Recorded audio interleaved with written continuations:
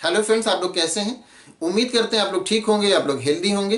Friends, आज एक question है कि चिपको आंदोलन क्या था और ये किससे रिलेटेड था।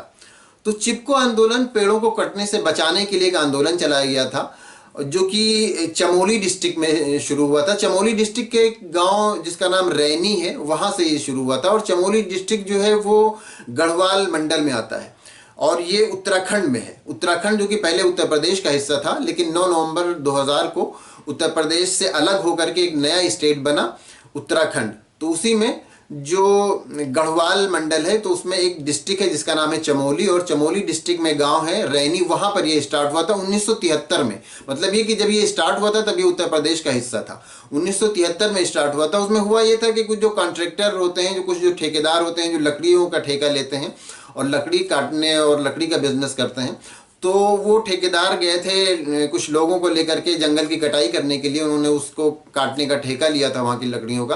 तो जब वहाँ पर काटने के लिए गए, तो फिर जब वहाँ के जो गांव वालों को पता चला, तो गांव के जो मोस्टली मर्द लोग थे वो अपने काम पे जा चुके थे।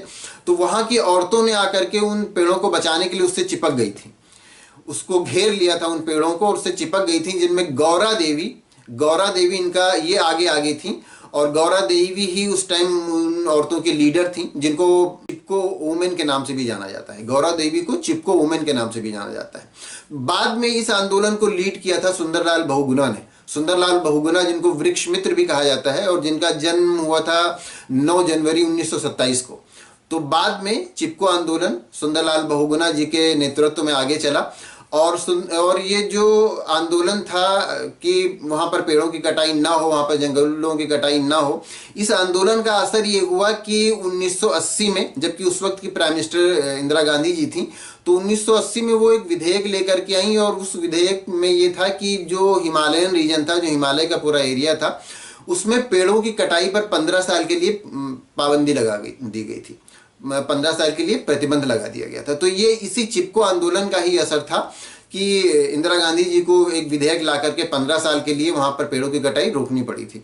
तो ये चिपको आंदोलन यही है कि वहां पर पेड़ों की कटाई को रोका गया था, और वहां की औरतें जो थीं वो जा करके पेड़ों से चिपक गई थीं, जबकि वो लोग पेड़ को काटने आए थे और पेड़ को काटना चाहते थे।